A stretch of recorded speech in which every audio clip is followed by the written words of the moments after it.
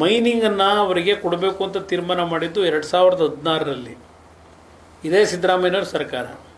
ಅವರು ಸೊಂಡೂರಿನ sub registrar ಕಚೇರಿನಲ್ಲಿ ಅವ್ರಿಗೇನು land allot ಆಯಿತು ಮೈನಿಂಗಿಗೆ, ಸಬ್ ರಿಜಿಸ್ಟ್ರಾರ್ ಕಚೇರಿನಲ್ಲಿ ರಿಜಿಸ್ಟ್ರೇಷನ್ ಆಯಿತು ಆ QSL ಪರವಾಗಿ.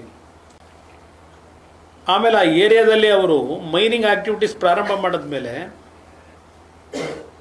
ಮತ್ತೆ ಅರಣ್ಯ ಬೆಳೆಸಬೇಕಲ್ಲ, ಅದಕ್ಕೆ ಸುಮಾರು 190 ಕೋಟಿ ದುಡ್ಡು ಕಂಪ್ನಿಯವರಿಂದ ಕೊಟ್ಟಿದ್ದಾರೆ. ಅಲ್ಲಿಯೇ 500 ಕೋಟಿ ದುಡ್ಡು ಕೊಟ್ಟಿದ್ದಾರೆ ಸರ್ಕಾರಕ್ಕೆ, ರಾಜ್ಯ ಸರ್ಕಾರಕ್ಕೆ.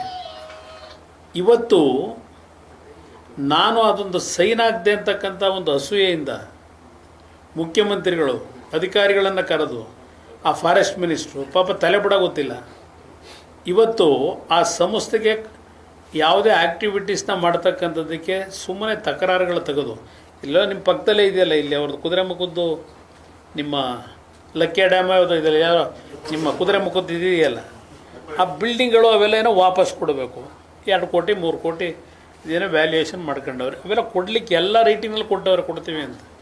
ಸಣ್ಣ ಪುಟ್ಟ ದೋಷಗಳಿದ್ದರೆ ಕುದುರೆಮುಖದಲ್ಲಿ ಅದೆಲ್ಲವನ್ನು ಸೆಟ್ಟೈಟ್ ಮಾಡಿಕೊಡ್ತೀವಿ. ಏನಿದ್ರು ನಮ್ಮಿಂದ ಏನಾದರೂ ವೈಲೇಷನ್ ಆಗಿದ್ದರೆ ಇದೆಲ್ಲ ಅಂಡರ್ಟೇಕಿಂಗ್ ಕೊಟ್ಟಿದ್ದಾರೆ ಕುದುರೆಮುಖದವರು. ನಾನು ಮೊನ್ನೆನೂ ಸಹ ಕೆಲವು ಅಧಿಕಾರಿಗಳಿಗೆ ಯಾಕ್ರಪ್ಪ ಈ ಥರ ಮಾಡ್ತೀರಿ, ಇವತ್ತು ಏನಾಗಿದೆ, ಎವ್ರಿ ಡೇ ಆ QSL ಸಂಸ್ಥೆಗೆ 27 ಕೋಟಿ ಲಾಸ್ ಆಗ್ತಾಯಿದೆ. 27 ಕೋಟಿ. ಇಲ್ಲ, ಯಾವ ಕಾರಣಕ್ಕೂ ಅವ್ರು ಆ್ಯಕ್ಟಿವಿಟೀಸ್ ಮಾಡಬಾರ್ದು, ನಿಲ್ಲಿಸಬೇಕು ಅಂತೇಳಿ ನಮಗೇನು ಮಾಡೋದು, ಮೇಲಿನಿಂದ ಆದೇಶ. ಇದನ್ನು ಇವತ್ತು ಅಧಿಕಾರಿಗಳು ಹೇಳ್ತಾರೆ. ನನ್ನ ಮೇಲೆ ದ್ವೇಷ ಇದ್ದರೆ ಬೇರೆ ಥರ ತೀರಿಸ್ಕೊಳ್ಳಿ, ನನಗೇನೋ ಹೆಸರು ಬಂದುಬಿಡ್ತದೆ ಅಂತೇಳಿ ಜನಗಳನ್ನು ಕಾರ್ಮಿಕರನ್ನ ಯಾಕೆ ಬೀದಿತ್ತೀರಿ? ಇಲ್ಲ, ಹೊಸ ಇಂಡಸ್ಟ್ರಿ ಈಗ ನಾವು ಇಲಾಖೆಯಿಂದ ತರಲಿಕ್ಕೇನು ಸಾಧ್ಯ ಇಲ್ಲ.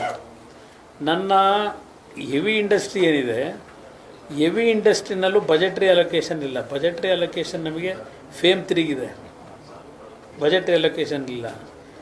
ನಮ್ಮ ಒಂದು ಇಲಾಖೆಯಿಂದ ಕೆಲವರು ಫಾರಿನ್ ಇನ್ವೆಸ್ಟರ್ಸ್ ಬರ್ತಾರಲ್ಲ, ಕೆಲವರು ದೊಡ್ಡ ದೊಡ್ಡ ಕಾರ್ಖಾನೆಗಳು ಹಾಕಬೇಕು ಅಂತೇಳಿ ಪ್ರಪೋಸಲ್ ತರ್ತಾರಲ್ಲ, ಅಂಥವ್ರಿಗೆ ರಿಕ್ವೆಸ್ಟ್ ಮಾಡಿ ಕನ್ವಿನ್ಸ್ ಮಾಡಿ ನಮ್ಮ ರಾಜ್ಯದಲ್ಲಿ ಯಾವ ಕಡೆ ಕಾರ್ಖಾನೆಗಳು ತಂದ್ರಪ್ಪ ಅಂತೇಳಿ ನಾನು ಸ್ವಲ್ಪ ಅವರಿಗೆ ಆ ಇಲಾಖೆಯನ್ನು ನಡೆಸ್ತಾ ಇದ್ದೀನಿ.